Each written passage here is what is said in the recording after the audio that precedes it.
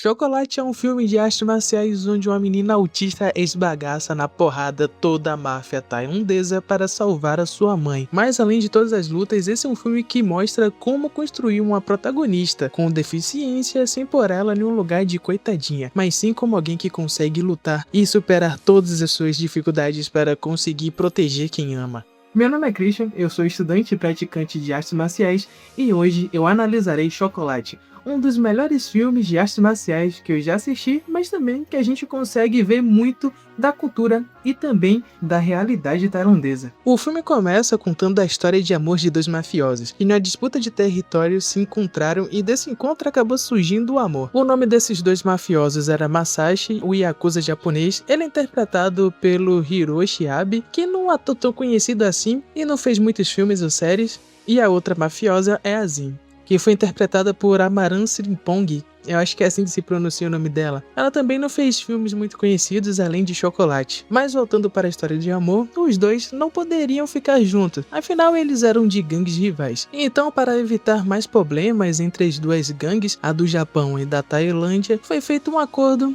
onde os dois não poderiam mais se ver. O Masashi teria que voltar para o Japão e a Zin ficar na Tailândia. Mas antes de ir, o Masashi deu uma molhada no biscoito e assim a Zin acabou ficando grávida. Depois de um tempo, a filha da Zin nasce e o nome da filha dela é Zen, e aqui já é muito interessante ver o contexto cultural da onde o filme foi feito, porque esse filme é um filme tailandês e a Tailândia é um país extremamente religioso, onde o budismo Theravada é a religião predominante lá do país. Mas a cultura da Tailândia foi profundamente influenciada pelo hinduísmo e também pelo animismo, que é uma tradição religiosa que acredita que elementos da natureza e certos objetos também possuem almas. Mas toda essa religiosidade acaba tendo dois efeitos muito interessantes, porque embora o budismo não ensine que as pessoas com deficiência não devem ser discriminadas, em uma parte da sociedade da Tailândia existe a crença de que determinadas condições podem estar relacionadas com karmas de vidas passadas. Mas isso daí é uma interpretação popular da religião e não o que a doutrina religiosa fala.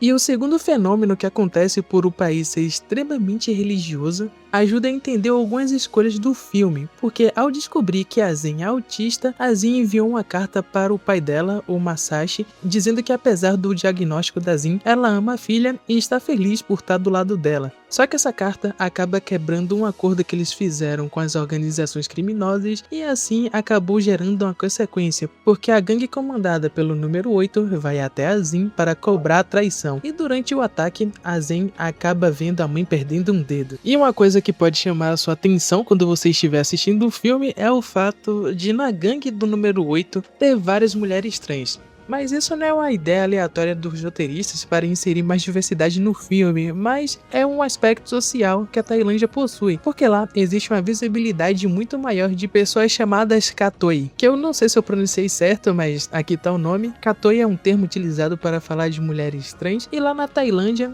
as mulheres trans têm uma visibilidade bem maior na sociedade, e essa foi a realidade moldada por séculos de influência do hinduísmo, do budismo e de crenças locais diferentes. Diferente daqui do ocidente, essas tradições religiosas não criaram uma condenação moral muito forte sobre a divisão de gênero, e é por isso que as mulheres trans são muito mais aceitas nas sociedades. Porém, nem tudo são flores, porque por mais que elas tenham mais visibilidade, isso não significa que elas têm igualdade. Então, muitos direitos civis são negados às mulheres trans por lá. E esse contexto cultural ajuda a entender por que no filme essas personagens são tratadas de forma tão natural, sem transformar elas no centro da narrativa ou então uma caricatura de si mesmo. Mas isso eu posso discutir mais pra frente, porque depois desse trauma, a Zen e sua mãe acabam se mudando para o novo bairro e na casa do lado existem pessoas que treinam Muay Thai. E a Zen passa horas observando os movimentos dos lutadores e depois ela começa a assistir filmes de artes marciais, e ela passa pelo evento canônico de toda criança que assistiu o Ong Bak, que é querer treinar o Muay Thai. E aqui é uma coisa interessante, porque o filme não trata a Zen como incapaz ou então como uma coitadinha, a frágil que precisa ser protegida, que precisa provar que ela consegue ser igual a todo mundo apesar da sua deficiência, porque no filme eles acabam utilizando algumas características do autismo para dar meio que superpoderes a Zen. Então fato de ela observar filmes de artes marciais faz que ela comece a utilizar a memória fotográfica dela para entender os movimentos e também conseguir executá-los.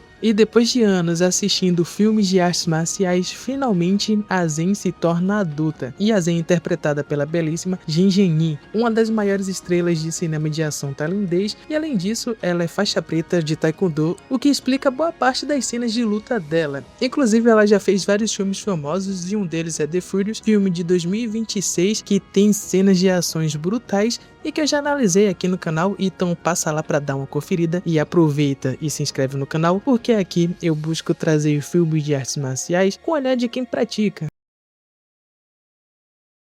Já adulta, a Zen e seu amigo Moon sobrevive fazendo apresentações de rua, e durante uma dessas apresentações acaba acontecendo a primeira grande luta do filme, onde um grupo de delinquentes tenta intimidar a Zen e também o Moon, mas eles acabam fazendo o papel de bola para ser chutados porque eles são esbagaçados na porrada. De primeira, essa cena parece ser apenas uma cena criada para mostrar as habilidades da Zen, inclusive o estilo de luta da Zen é muito baseado no taekwondo, então a maioria das cenas de lutas que tem é ela usando chutes poderosos, e nessa luta não foi diferente, ela esbagaçou todo mundo na porrada utilizando chutes do taekwondo, mas um detalhe que pode passar despercebido nessa cena é o fato dessa gangue ter sido encomendada pelo número 8, que é o chefe da gangue tailandesa. Lá na Tailândia, as organizações criminosas funcionam de um jeito bem interessante, afinal existe toda uma hierarquia, onde na base da hierarquia estão os mais jovens, pequenos grupos de gangues de bairros que acabam se juntando e fazendo todo o trabalho sujo. Eles geralmente são muito jovens e acabam fazendo esse tipo de trabalho para subir de posição nas gangues e finalmente conseguir trabalhar para os padrinhos, que são os chefes das gangues criminosas lá da Tailândia. Os padrinhos têm muito poder, eles têm influência política, também subornam policiais, e eles são tão poderosos que eles chegam a controlar distritos inteiros na Tailândia. Mas o que tudo isso tem a ver com a Zen é o fato de um dos membros da gangue do número 8 estar lá presente e observando a apresentação. Então, tudo isso foi esquematizado para observar a Zen. Depois desse incidente, a Zen percebeu que a violência da máfia ainda alcançaria sua família, porém existe um problema muito maior em toda essa história, porque ela está gravemente doente, e durante uma das crises da doença dela, ela acaba sendo internada, e quem passa a cuidar da Zen acaba sendo o Moon, e enquanto a mãe da Zen está no hospital, ela passa horas assistindo filmes, e um deles é o Wong Baek, inclusive ela fica toda hora voltando às cenas de ação para aprender os movimentos, até decora cada um deles. E será que eu fui o único a me identificar com essa parte? Deixa aqui nos comentários qual filme você assistia sem parar para aprender os movimentos. No meu caso é o Grande Mestre. Mas enquanto cuidava da Zen, o Mo encontrou uma caderneta antiga com nomes de pessoas que deviam dinheiro para Zen, e depois de algum tempo, a Zen finalmente recebe alta do hospital e acaba voltando para casa, mas muito debilitada. E durante uma das suas crises, a Zen acaba arrancando a peruca da mãe, e para mim essa é uma das cenas mais tristes do filme, só perde mesmo para o final, porque desde pequena a Zen sempre demonstrou uma admiração pelos cabelos da mãe, sempre mexendo no cabelo dela, e quando a Zen acaba arrancando a peruca, ela acaba ficando extremamente abalada. E essa parte me chamou muita atenção, porque geralmente quando uma protagonista feminina corta os cabelos, ela quer simbolizar uma transformação, muitas vezes representando um abandono de uma antiga identidade, ou até mesmo da feminilidade tradicional, para assumir uma postura mais forte e independente, mas aqui em Chocolate não foi bem isso que aconteceu. A Zen acaba cortando o cabelo porque ela se sente culpada por ter acabado com o cabelo da mãe dela, e por isso ela acaba cortando o cabelo para meio que se igualar à mãe dela, que tá com o cabelo extremamente curto. Ela não cortou o cabelo para ser mais forte, mas sim por alguém que amava. Esse filme tem uma mensagem até bonitinha. Depois de perceber que sua mãe está cada vez mais doente, a Zen vai até o local onde as pessoas que devem dinheiro a ela estão. E geralmente são donos de comércio. Isso tem muito a ver com como funciona a máfia tailandesa, mas eu vou chegar lá, porque agora está na hora de ver a Zen batendo em todo mundo. E primeiro, ela vai até uma fábrica de gelo. E aqui, ela utiliza o estilo Jeet Kune Do, que é o estilo de arte marcial que o Bruce Lee acabou inventando a partir do Wing Chun.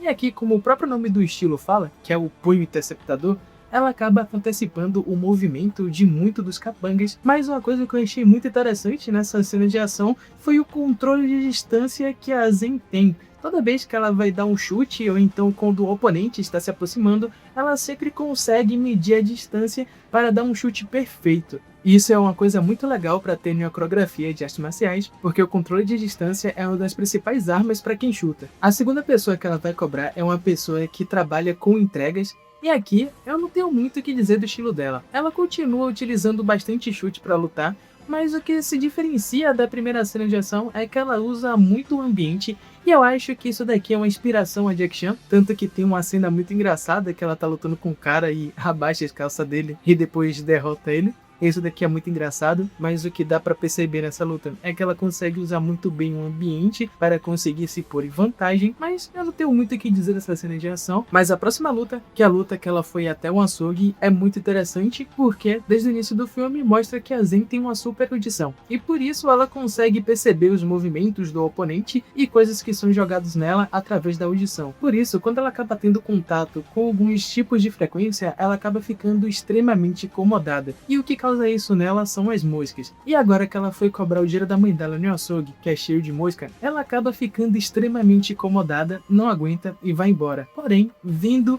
que a mãe dela está cada vez mais doente, ela acaba indo até o açougue, encarando toda a sua dificuldade com o barulho. E esse filme é extremamente bonito. Ele tem uma história muito bonita sobre uma filha que ama a mãe e supera todas as dificuldades dela para conseguir o dinheiro para salvar a própria mãe. Então ela acaba se incomodando, mas só que ela não consegue lutar direito por causa do barulho, até que o Moon, o amigo dela, chega com aquelas raquetes de matar mosca e acaba matando todas as moscas. E agora sim, a gente tem a cena de luta. Aqui, esse pessoal do açougue está equipado com várias facas de açougueiro, e isso é extremamente perigoso para Zen, mas ela consegue lidar muito bem com todo mundo. Só que nessa luta tem uma piada que esse cara aqui acaba jogando a faca e a faca volta para ele mesmo e ele fica com a faca aqui no peito. Mas uma coisa que eu achei muito legal de ressaltar em toda essa cena de luta foi a Zen fintando.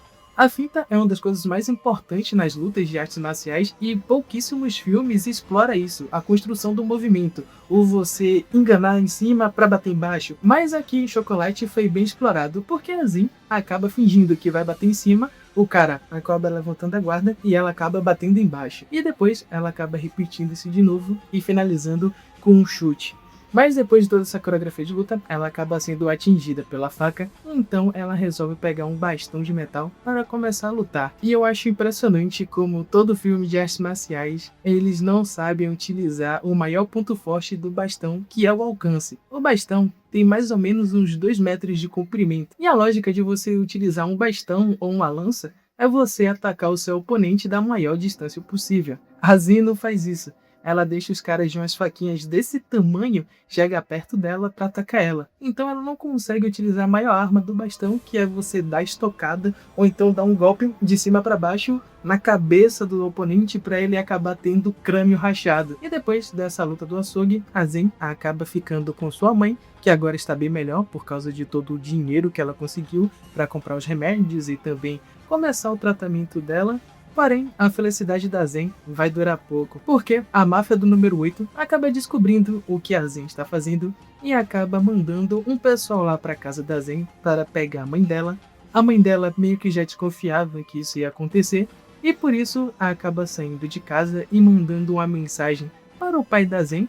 O pai da Zen acaba descobrindo o que está acontecendo e pede permissão para sair do Japão e ir até a Tailândia, porém o número 8 acaba ligando para Zen e pedindo para ela passar lá para ele conversar com ela. Chegando lá, eles acabam tendo uma discussão acalorada. O 8 acaba pegando a mãe da Zen como refém, mas só que a mãe da Zen consegue sair de refém, dá um tiro nas pessoas que estavam lá. E depois disso começa toda uma cena de luta. E a parte final do filme acaba sendo dividida em 4 partes, aonde a gente vai ter 4 tipos de lutas diferentes que a Zen vai passando. A primeira luta acaba acontecendo no terraço do prédio, aonde ela acaba lutando com 2 mulheres e um cara de bandana, mas o que eu quero destacar dessa cena de ação é que a Zen acaba mudando o seu estilo de luta. Então todo estilo de luta da Zen era de chute, então ela chutava bastante, todas as cenas de ação que ela participa é assim.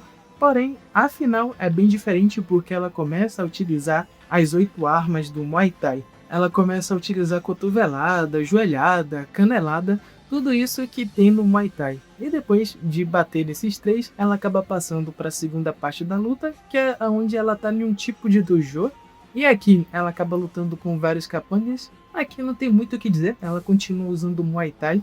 Inclusive é aqui que ela faz a pose do cara do Ong Bak. E depois disso, ela pega e acaba encontrando o seu maior desafio, que é um cara que tem síndrome de Tourette. E a síndrome de Tourette acaba fazendo ele ser um desafio muito grande para Zen, porque essa síndrome faz com que o seu corpo tenha alguns espasmos, e esses espasmos acabam servindo como finta. Então toda vez que ele ia atacar, ele acabava tendo um espasmo, a Zen se distraía e levava um chute. E depois de levar vários chutes e golpes desse cara que tem síndrome de Tourette, ela finalmente se concentrou e parou para observar o padrão de movimento dele.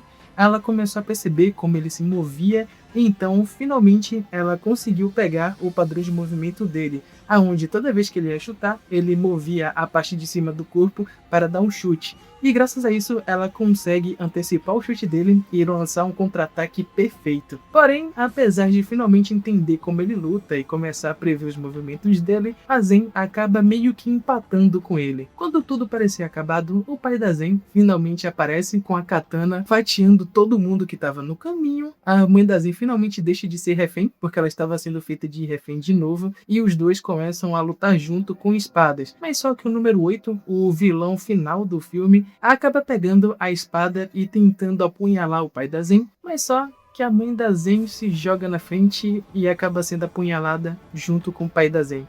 Essa daqui é uma cena muito triste, porque a gente vê todo o esforço da Zen e vê toda a relação dela com a mãe dela, pra mãe dela ficar assim, e ela tá toda ferida e não consegue fazer nada, e o pai da Zen continua lutando, mas só que ele também tá ferido, e ele acaba caindo no chão. Então nesse momento a Zen acaba levantando furiosa, pega 2 bainhas de espada e vai pra cima de todos os espadachins que estavam lá dentro. E nessa cena de ação eu tenho que falar uma coisa muito legal que acontece, porque a Zen consegue utilizar minimamente bem 2 espadas. Todos os filmes que tem 2 espadas, eles acabam cometendo um erro crucial de que é utilizar as 2 espadas como se fosse uma. Digamos que minha mão é espada. Em vez de utilizar uma espada para defender e a outra para atacar, eles acabam utilizando as 2 espadas para defender e às vezes até as 2 para atacar. Você tá perdendo a maior vantagem de ter 2 espadas, que é você ter 2 ataques. Então, mas a Zen não faz isso. Primeiro ela bloqueia o ataque de cima e depois ataca com a estocada o pescoço do cara, e depois disso ela vai repetindo todos esses movimentos com os capangas. Capangas esses que não sabem utilizar uma espada, porque eles vão com o movimento todo aberto. Olha como essa região fica exposta, então eles não sabem usar a espada, e é por isso que a Zen acaba batendo em todo mundo. E agora a gente vai pro 4º ato, porque depois que a Zen bate em todo mundo, ela começa a perseguir o número 8. E aqui eu tenho que admitir que é uma coisa estranha do filme, porque o número 8 tirou a vida da mãe da Zen. Porém, ele acaba levando o corpo dela pra tudo que é canto. Se ele não tivesse levado o corpo da mãe da Zen, ela não ia nem atrás dele. Ela ia ficar vendo se a mãe dela tava bem ou ia tentar salvar a mãe dela de algum jeito. Mas o número 8 pega o corpo da mãe da Zen e começa a arrastar por aí e tentar fugir com o corpo. Bom, eu não sei, mas só sei que graças a isso a Zen acaba tendo uma perseguição com ele, chega no lado de fora dos prédios e nas sacadas ela acaba encontrando vários capangas e derrotando todos eles. E o número 8 tem bastante capangas, mas isso é porque ele é um padrinho, e o padrinho é o mais alto nível da hierarquia das gangues lá da Tailândia. Então isso explica a quantidade de capangas que ele tem, já que o padrinho tem influência política e tem rios de dinheiro, além de eles terem vários negócios para lavar dinheiro. É por isso que o açougue, a gelaria e também a transportadora tinha vários capangas, porque tudo aquilo era um esquema de lavagem de dinheiro da máfia. Então é por isso que tinha aquela quantidade de capangas. Mas voltando à cena de perseguição, a Zen bate em todo mundo e depois ela finalmente consegue pegar o número 8, dá muita cotovelada nele e depois disso joga ele do 3º andar do prédio e ele cai gelado no chão. E assim, depois de derrotar o número 8, a Zen vai até onde a mãe dela está. Chegando lá é uma cena muito triste, porque ela começa a mexer na mãe, tentando fazer ela acordar, mas ela não acorda porque infelizmente ela perdeu a vida. E nesse momento o pai dela acaba levantando e abraçando ela. Esse filme tem um final muito agridoce, porque a gente vê todo o filme, a construção da relação da Zen com a mãe dela, e no final a mãe dela acaba perdendo a vida. Isso é muito triste, mas ao mesmo tempo a Zen perde uma mãe e ganha o pai. Pai esse que ama bastante ela. E agora ela acaba aparecendo no final do filme, no Japão, segurando o catavento e vivendo com o pai. E esse foi Chocolate, um filme de artes marciais com cenas de ação extremamente boas. Todas as lutas foram muito legais de acompanhar e a Zen vai mudando de estilo aqui e ali. Ela majoritariamente usa chutes, até porque a atriz dela faz taekwondo, mas chega em certos momentos que ela acaba mudando um pouco do estilo para Muay Thai, utilizando de cotoveladas e joelhadas, tendo combate de muito curto alcance. Inclusive, uma coisa que eu acho bem bacana é o fato de ela se adaptar às lutas. A gente vê isso na luta que ela teve com aquele cara que tem síndrome de Tourette, onde ela vai se adaptando à luta e aprendendo os movimentos na hora dele e assim prevendo o próximo golpe que ele vai dar e contra-atacar. Nossa, isso é pura inteligência de batalha aplicada em uma luta. E além disso, em muitos momentos da luta ela usa fintas. É raro ver filmes de artes marciais que usam fintas, e finta é uma das coisas mais importantes nas lutas, porque você esconder qual é o seu próximo movimento é extremamente importante, e as fintas servem para isso. Então, as cenas de ação desse filme são fantásticas, e além disso, esse filme consegue ser extremamente inclusivo. É muito difícil você ver um filme que tem um deficiente, aonde a deficiência não assume todo o arco de personagem dele, que ele tem que aprender como lidar, ou como lidar com as pessoas que discriminam ela. Por isso o arco da Zen acaba sendo muito mais humano, porque não é ela lutando para provar que um autista também consegue lutar, mas ela lutando porque ela ama a mãe dela.